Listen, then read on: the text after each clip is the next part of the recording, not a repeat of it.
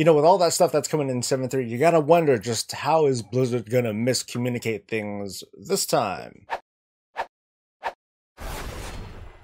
Hey, it's Soul. It's July 14th, 2017. This is the 52nd unbroken streak of our Warcraft Weekly show. Fuck, man. So how was your week, folks? And of course, my week. Oh damn. Woo! My week was pretty damn awesome with watching a really cool show, watched a movie. I did some cool raid things, did time walking stuff, and you'll get some, you'll hear some feedback from me on that in a little bit. All in all, solid week for me and my team, and shout out to Mando, and I hope your lip recovery is totally successful. But my team is excited to get back into progression starting next week since we got slowed down with all the stuff that's been going on, but we're all looking really forward to it. As for you guys though, how was your week? As always, I'd love to hear you share a really brief and short story. Just let me know how things have been, your wins, your losses, anything that you think is cool and worth sharing. This week's featured YouTuber is Kelade, but you wouldn't have thought it's pronounced Clade by reading it. But it's Kelade. Kelade is a Fury Warrior through and through. Pretty much everything that he talks about has something to do with Fury Warriors. Whether it's, dungeon stuff, mythic stuff, but he does different kinds of points of views. He offers lots of opinions on what it is to be a Fury Warrior, how to maximize your stuff, how to sim, all that stuff. His channel is solid and clear for that audience, so hey, to the rest of you 30 or so other specs and players that are not interested, well, sorry, but this is what you get. Kelade is a channel that I think is worth taking a look, so have a visit, let them know that I sent you, and well, have at it. As always, if you think that there's a channel that deserves more attention than it's already getting, so sorry Asmongold, you're doing alright. You're doing alright, but I'm not gonna bump you. If there is a small channel that you think deserves a bit more attention, like I said, feel free to shoot it my way in a comment below. I'll take a look at it and see what's up. Now again, the emphasis is like smaller channels, so like, I don't know, this is kind of a pull out of my ass sort of metric, but let's go with like around the 10,000 sub and below kind of limit. There are a lot of folks like me that love the WoW community and put out some pretty awesome content, and I'd love for you to share with me what kind of gems that you guys are finding. So let's go with some viewer feedback. There are a couple of videos that I put out earlier this week that had to do with, because I have a great memory, right? With things like the upvote, downvote system that was being altered, things like the WoW economy, how that's going to be affected in 7.3, as well as, I'm going to provide some feedback here and there about time walking. As you may or may not know, downvoting on the WoW forums is gone. All you can do now is upvote posts that you like, and well, basically ignore posts that you don't like or report ones that are spammy or malicious or whatever. I gave my thoughts on the matter, and there were quite a few users that gave some pretty lengthy responses, so you have to bear with me, but some of these are pretty interesting. Soul Gamer says, "This is good. A censorship state is a bad thing. That's what the downvote system encourages." Colcash says, "The voting system needs to go. The forums were better before it existed, and it'd be better with it gone. All it does is create a hive mind mentality, groupthink, and gets misused. It also promoted passive-aggressive behavior. Why voice a disagreement when one could just downvote an unpopular opinion, even if there was nothing wrong with it? With the system gone, it promotes discussion more instead of just being a popularity contest." Samuel Ronka says that one thing the downvote was good for was fighting against trolls and disinformation. On the Lock forums, we always have comments on balance and design threads saying things like, "Oh, finally Blizz nerfed this broken class," or "Lock isn't broken because I can't play better than someone with them having a slightly lower gear score." The people posting them were only looking to break apart the legitimate conversations, and downvoting them was an effective tool to prevent that. Of course, it isn't always used for that, and I understand why Blizz removed it. Regarding the WoW economy, I voiced my skepticism and my anxiousness about some new stuff that's happened in 7.3, where basically new materials are going to be introduced that will sort of upend the current economic status in WoW. Rising Shadow says that I think that the auction house is about to go through a very turbulent patch, where the people who can afford to should stock up on mats just in case, and prepare a few nest eggs in case things go south. That being said, I think a market reset is due, since the markets seem very run down, since making gold in the Legion is the new mythic rating to mop, since you can turn it into free money. Brixty Brown says that this happens in every expansion. New crafting reagents and crafting upgrades will get the server economy moving. It'll be a great, happy time for both the buyers and the sellers. Sellers will make oodles of gold, and buyers will be happily geared. Brian Labita, and I'm not going to read the full comment here, but he said that "I've made a lot of gold since 7.2.5 came out with Inscription, but I think that market will take the biggest hit, unless they add a new Darkmoon card, or they will allow users to upgrade it with the Primal Sargeras or whatever it is." And to that one, I don't know, like, Personally, I think that inscription is going to do just fine, or at least the glyphs are going to do just fine. I mean, as we know, the glyphs are a nothing kind of thing. They don't do anything. They just do cosmetic changes. It's just no better than transmog, since you don't get any power gain from it. That said, I still make, oh, I'd say almost around 1 million gold a month selling glyphs and nothing but glyphs, so I think I'm doing fine. And I have a feeling that if they are at least introducing new glyphs in each patch, as they have been throughout Legion, then we'll be just fine. I just hope that it's just more than Warlock pet glyphs. So as a reminder, BC time walking is going on this week, as well as Black Temple time walking. Now, there were problems early on having to do with raid lockouts. People found that when they joined one group, they were locked to it, just like old BC. How's that for legacy, guys? But anyway, they were kind of screwed. They weren't able to join other groups, but since then, that's been fixed by Blizzard, so double check, make sure that you can join other groups. Otherwise, assuming that that fix is in and implemented and everything's fine, then everyone should be having a good time. A little bit of feedback, which kind of mirrors what other people are saying about the instance, is that tuning-wise, it's not that bad. We're able to full clear it in about 3 hours or so. We had a couple of viewers from the stream join us, which was pretty fun, but it wasn't so bad. There were a couple wipes here and there, some mistakes were made. There's some tuning things that have to do with tank HP was kind of wonky. Like my Blood Death Knight that was with us, he had like, I think, 4 times the life that my paladin had. That kind of did weird things in certain fights, but overall the experience was pretty decent. It's a little bit harder than LFR because all the mechanics are still there, but all the mechanics are tuned down and the HP values and whatnot are tuned down in such a way that I'd say it is a little bit easier than like a normal raid difficulty setting. You just need to, you know, keep your eyes on the ball, not stand in the stupid stuff, and you'll be okay. Anyway, do your best to jump into that raid, especially if you've never done it before. You'll get a pretty neat experience. If you have done it before, it'll probably be a watered down and bastardized experience, but hey, you get what you get. Last week I talked about the Mythic race and mentioned that Limit dropped out. Now, regarding the race itself, as far as I know, Kil'jaeden's still alive. We have a good number of guilds that are now at 8 out of 9, with probably Method still at the lead, since they've obviously had the most number of tries on it. From the sounds of things, Method and Exorcist feel like QA testers for the most part with regards to the Mythic Kil'jaeden fight, encountering bugs and all sorts of other problems that Blizzard is probably trying to fix real time, and I'm sure that the top 2 teams in the world aren't very happy about it. But when you're at the front of things, I mean, especially by now, that's something that you kind of expect. I get that it is really, really frustrating to, like, let's say you're Method, you're up front, and then you start smashing yourself against the boss, and there's all these bugs and all these things, and your people are getting tired, and then Exorcist starts coming in from behind, and they come in, and then they see, well, they see not as buggy of an experience, but, you know, they're still encountering the same stuff, but basically they get caught up to you, Method, a little bit faster because Blizzard fucked up. So while I get that's a problem, I think it'd be a bigger problem if this was like a Xavius situation where it was just too easy, where Xavius just kind of rolls over dead, or I'm sorry, where Kil'jaeden just rolls over dead and it's like, oh shit, well, that was it, huh? The problems that Method and Exorcist and a couple of other guilds have to handle, they're very unique. This is a very, very small number of people that are dealing with this sort of problem. So the burdens are theirs. They've chosen this kind of lifestyle. And speaking of lifestyle, to clarify just why Limit dropped out of the Mythic World First race, it's because they lost too many members due to bans. Apparently a good number of Limit's members were banned for selling runs for real money. And to that I say, down to the mic down here, it's fucking dumb. What the hell are you thinking? Being some of the top raiders in the world provides a certain agency, maybe not so much a right, but it gives you the opportunity to promote yourself or to basically sell your services in a non-sexual way.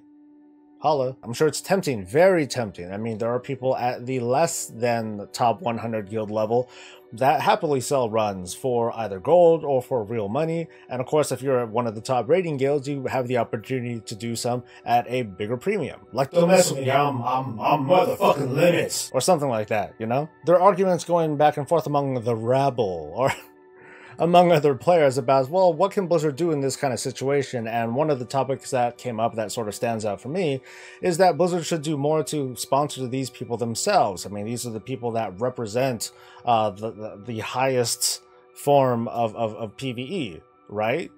Maybe not. I'm going to get into that in the next topic, but first, I mean, there's no real marketable way to for Blizzard to really monetize the Mythic World First race. Now, this is all my opinion, but the way that I see it, the Mythic World First race is exclusive content. These are things that people are seeing, that certain people are seeing, that nobody else is seeing. So they can't really commentate. There's not much they can say. There's not a lot of perspective that can be put in.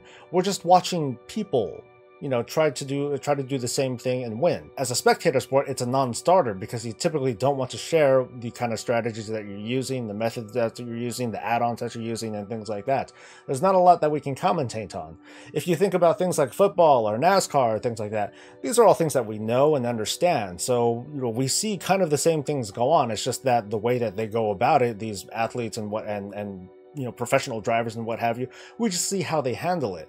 We don't have the opportunity to do that in the Mythic World First race. And that's why Blizzard doesn't put money into that. They put it into arenas and PvP instead. And going to my next topic, Blizzard announced the Mythic Dungeon Invitational with $100,000 on the line. After qualifications are over, teams from all the major regions are going to, well, not exactly come together, but they're going to compete as to who can complete XYZ dungeon with XYZ affix in the shortest amount of time. Now, this is something that we can spectate. Mythic Dungeons is something that all of us are familiar with. We've done maybe one or two of them in our past. We're familiar with the affixes, we're probably familiar with our classes, and we're kind of knowledgeable about the different ways to go about it, but maybe not every method. I find this to be pretty interesting because I have completed Mythic Dungeons before.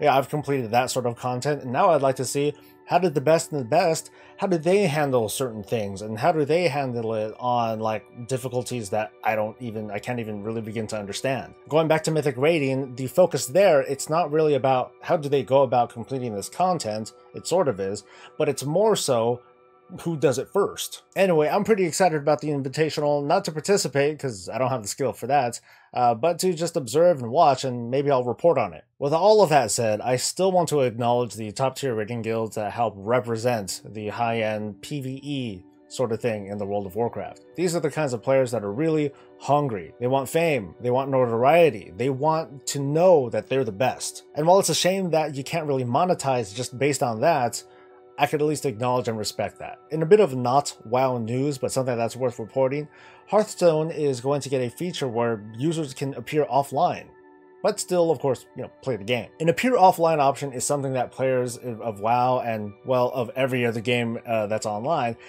people have been wanting something like that. They just want to be able to play in private, or otherwise kind of not be bothered with folks, or just kind of not really give any impression that they're online because reasons, okay? Now, straight up, do I give a damn?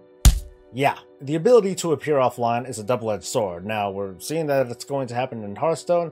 That's cool, but it's not exactly what I'd call an MMORPG because, well, it's not an MMORPG.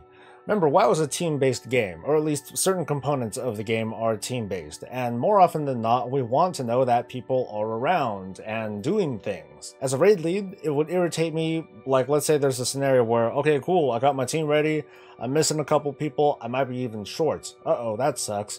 And then I hear, oh, well, such and such isn't on.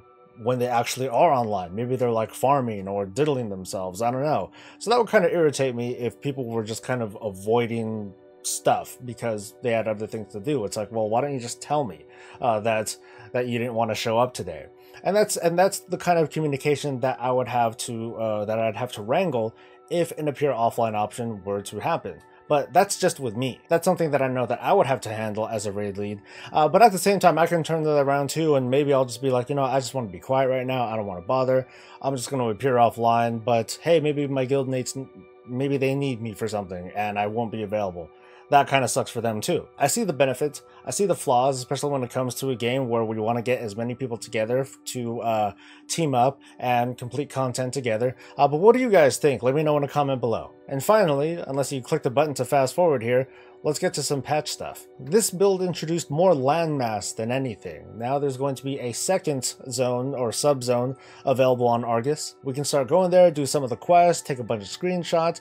Unfortunately, the dungeon is not available yet. From the looks of things, just as there are going to be world quests on Argus, there's going to be emissaries to come with them. As of yet, or unless I bugged my character out, I haven't seen anything about reputations quite yet, but that might be something that we expect. And this is what I hope to be my final report on this whole Rift thing that's going to come in 7.3. People who are scared that this is going to be a Diablo-esque sort of thing, fear not, because Rifts are kind of lame. So here's what happens in a Rift. You walk in, you see some stuff, presumably you're going to kill it. You see things to click, and presumably you're going to click those things too. Once you finish killing and clicking, you're going to see a big guy. You know what you're going to do with the big guy? You're going to kill it. Now, from my experience, there are different ways that you can tackle this. The very first time, and the rifts were buggy and disconnected me a bunch of times, I happened to be with 3 people. According to the data mining, there could be anywhere between 1 and possibly 20 people that are in this thing, which again, I doubt, but this change was made, or this clarification was made in the most recent build, so I don't know. But the latest experience that I had was alone, and this kind of sucked. It didn't feel like the scaling was brought down to what a solo player would experience. To be honest, it was quite harrowing because the mobs had a ridiculous amount of life, but at the same time they weren't very painful. But again, this is me as a tank, so I found this boring. In fact, while fighting that last boss, which has nearly 200 million health, I died, not because I wasn't trying, but because I kind of fell asleep during the fight. Fortunately, even after dying, the boss's health did not reset, so hey, that's a little bit of testing for you guys. Now you know you're gonna be okay. Anyway, I find the feature to be, well, not really a feature, but just like what Blizzard had written it out as, it's just another bullet point. There is a lot going on in 7.3, and I'd hate for something like Rifts to be like advertised as like this huge thing. Oh my god, players, you're gonna love it. And it turns out, you might not. So I'm interested to see, and there is a feedback form available. I'm probably gonna fill that out. But with all that said, 7.3 does seem like it's going to be a very, very meaty patch. But we also said the same thing about 7.2 with all that stuff that was going to go on.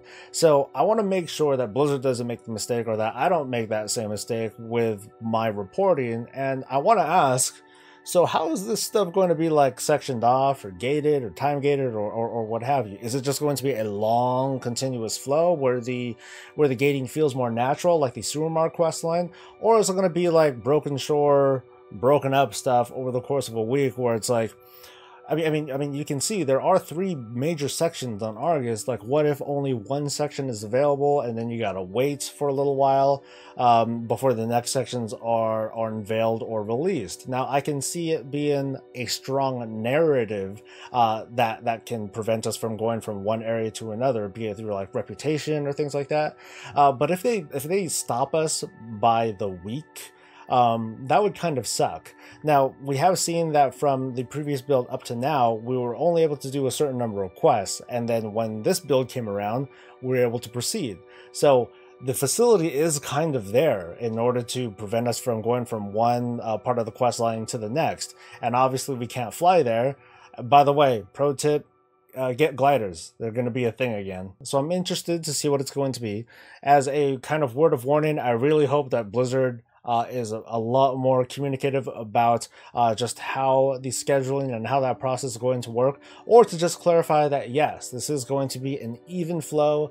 There is going to be no break. It's just, do it and finish. Maybe there's going to be a rep or something like that, but there's not going to be a kind of arbitrary thing where you got to wait for a reset in order to progress to the next leg of the quest line. Because we already still have a lot of other stuff that we're going to be doing. I mean, there's the other dungeon, there's all the other mythic dungeons and world quests back in the old planet that we still got to deal with. So I definitely would prefer, just let me do this at my own pace. Let me blow this thing out of the water with my main character, so that way I can take my time with all the others, okay? Anyway, I want to thank all of you for watching. Thanks to all the patrons that have been helping me out. If you want to be a patron and help out the channel, check out the link below. Support me the way you want to, because I love doing what I'm doing, and I don't want to stop. But otherwise, support me the best way you know how. Like and sub, share your thoughts, let us know how your week was. So I'm out for the weekend, and of course I'm looking forward to giving you guys more content, more streams, more stuff. I'll see you guys next week. I'm Soul. Stay breezy, guys. Yeah. Stay breezy, guys.